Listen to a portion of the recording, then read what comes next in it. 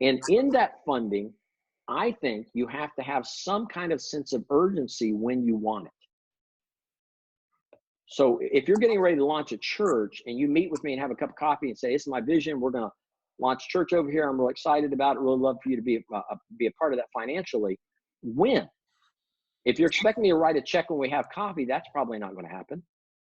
So what's that sense of urgency? So I like a collective date. Pick a time. Maybe it's by launch date or a month before launch date or whatever it happens to be. Something. Come up with something and say, by this date, we want to have this number of people on board, and always stress the number of people that you're talking to and how many people are going to give to it, not just how much money. So let's say you're going to raise $300,000 for a launch. I would break it down and say, we hope to have 20 churches and 150 individuals give to this. You know, come up with something. Come up with a realistic, because they can identify with being part of that team more than they can identify whatever my gift is, multiplying it out and wondering if you have that many people that'll give at that level. So give some thought to that funding plan and have a sense of urgency. By this date, I'd really love to see you on board. And if you can, I would have something, whether it's an event that you're going to do, or if you're going to do multiple events in different cities that you're raising money in, something, if you can pull that off, a collective time where they're going to make that commitment. The number 5 is the appropriate challenge. The appropriate challenge is what we would call the ask.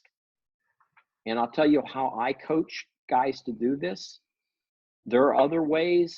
Most people do not like asking for money, so I build on that premise that most of my pastors hate the thought of asking for money. So how do we have an appropriate challenge without feeling like we're selling them an insurance policy? And here's what I do. One is I develop a giving chart. I would develop a chart that on one side is save the date.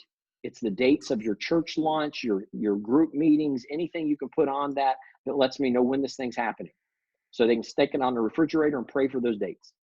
2, on the other side of it, I would develop a giving chart that says this is how much money we need to raise. So I've got the giving chart, and it breaks down the kind of gifts I'm going to need.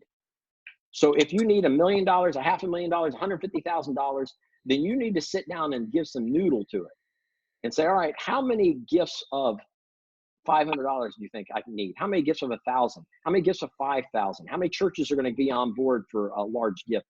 Figure that out and build a little pyramid that has those numbers on it, because everybody you talk to needs to be able to see there's a place for them.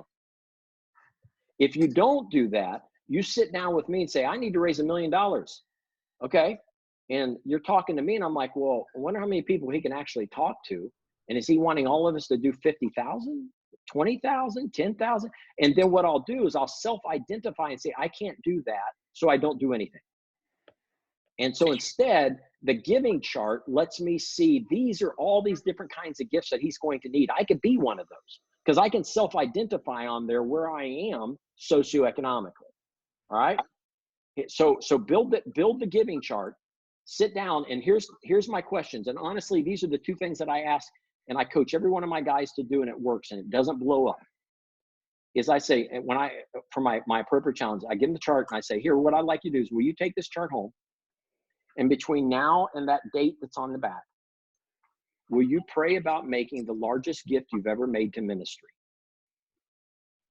I don't know what that is. That's between you and God. I don't need to know. But will you pray about it? Because I'm going to ask everybody I talk to do that. Will you pray about it? And then second, when you look at those numbers and you take it home and start praying about it, you're going to naturally gravitate to a number and ask yourself this: is that number I'm looking at my number or God's number? Because I'm asking everybody to pray about God's number for them. And here's what I know.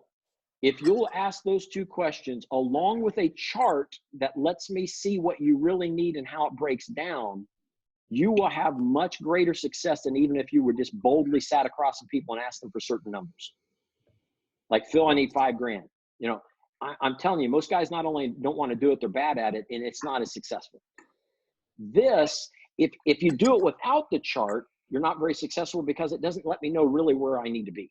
I just do math and then I figure out maybe I can't do that. And if you just give me the chart, but you don't challenge me. Pray about making the largest gift I've ever made to ministry. And is that my number or God's numbers? Those are very challenging phrases to pray, but it doesn't get in my business about stuff you don't know. Because what you don't know, based on where some guy works, I have so many church planters that they make assumptions like, well, this guy's got this job, or this guy drives this car, he lives in this house, and that doesn't mean anything. There was a book out years ago called The Millionaire Next Door. You guys read that? Get it online. You probably buy it on Amazon for $1. The Millionaire Next Door. It's excellent. It's written by 2 sociologists studying wealth in America and who's really rich and all that. And what it identifies is where real money is, and it's not who you think. It's a guy with a small welding shop, not your doctor that's in debt, And so don't prejudge people. You don't know where wealth is. So that's why we don't slip pieces of paper across with numbers written on them, because we don't know enough. Now, if I do, so examples, my guys in Colorado I mentioned, we had a guy in that church that I personally know. It was weird. I just happen to know. And he's a billionaire with a B. Well, I can help you. That's a number we can ask. We know, because I know he loves church plants. I know he's committed, and I know he has great capacity.